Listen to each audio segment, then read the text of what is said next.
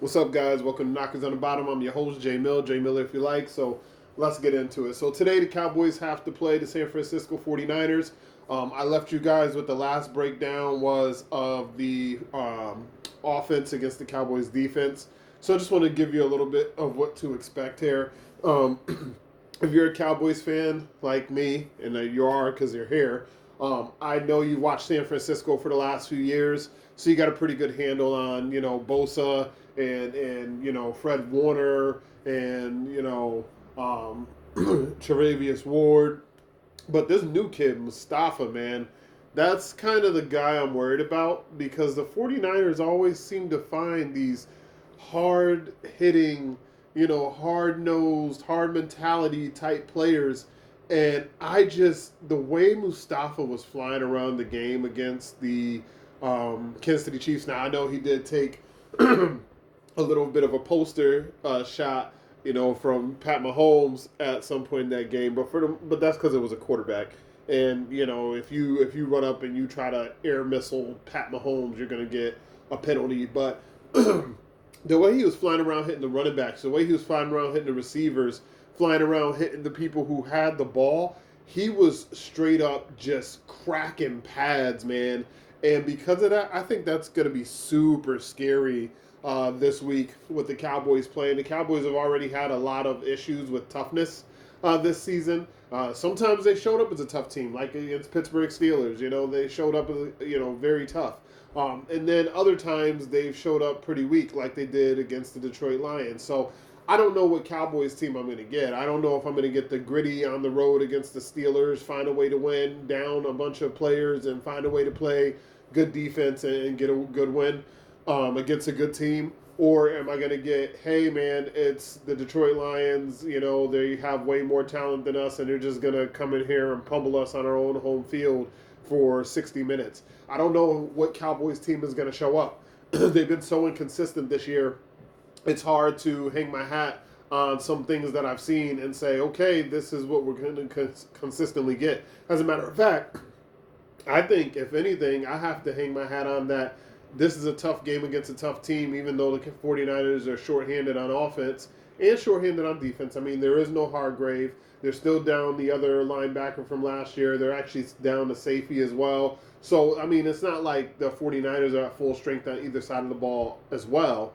But if it's going to be both teams are like this and it's going to come down to better coaching, who has the tougher demeanor, who has the harder mentality, I can't give the Cowboys any edge on offense here. I think we're gonna end up with the same thing we've been doing.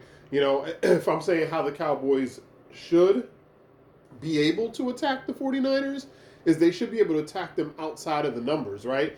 Unless you're doing Chardavius Ward, then I would just line up a decoy receiver over there all day. But I would take CeeDee Lamb, move him around a lot, move him in the slot. I would actually use quite a few bunch sets with the Cowboys against this 49ers team and have them try to sort through the trash. So the Cowboys traditionally have been spreading, their offense out, very wide, actually the widest in the NFL. I would take this game and I would really condense it. I would have receivers lined up behind other receivers. I'd be scattered in all different directions on the snap of the ball, make the 49ers sift through the trash. And then if I'm lining up straight up in my wide sets, I would attack the 49ers outside the numbers, things like fades and go routes. That's where I would, mostly try to make my hay.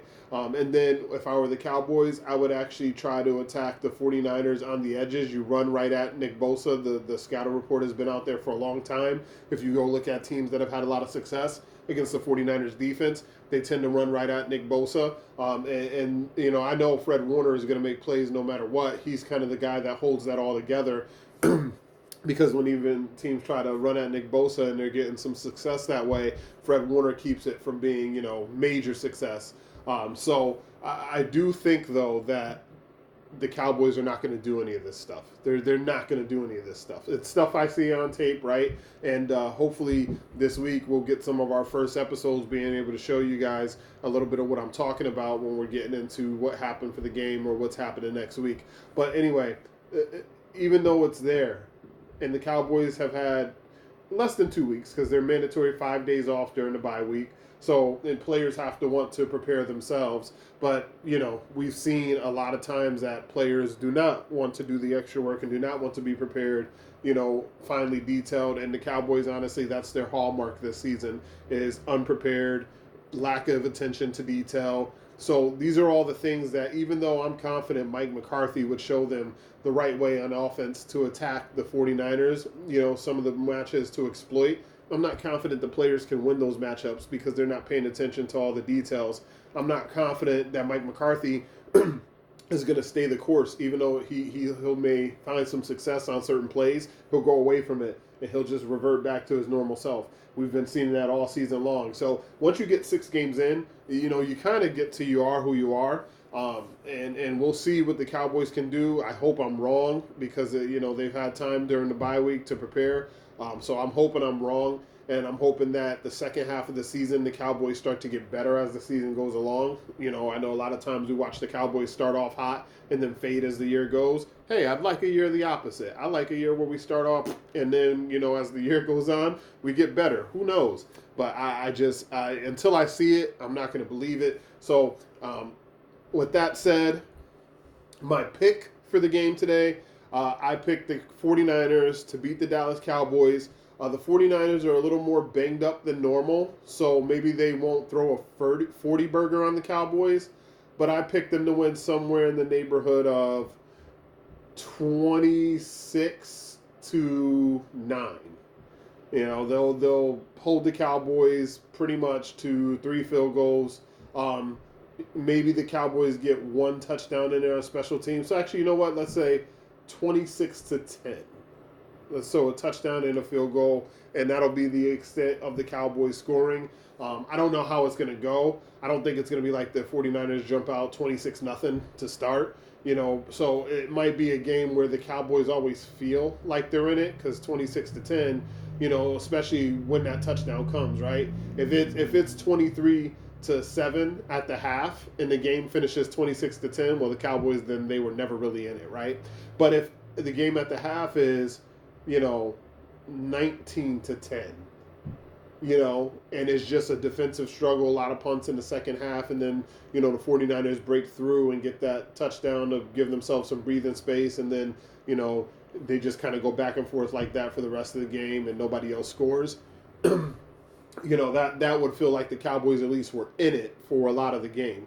But 26-10, there's 2 different ways that game could go. As far as I laid it out, as far as how your feeling would be after the score, either the Cowboys were in the 49ers left late or 49ers jumped out and the Cowboys just only got 10 points on the board at some point because the 49ers let up.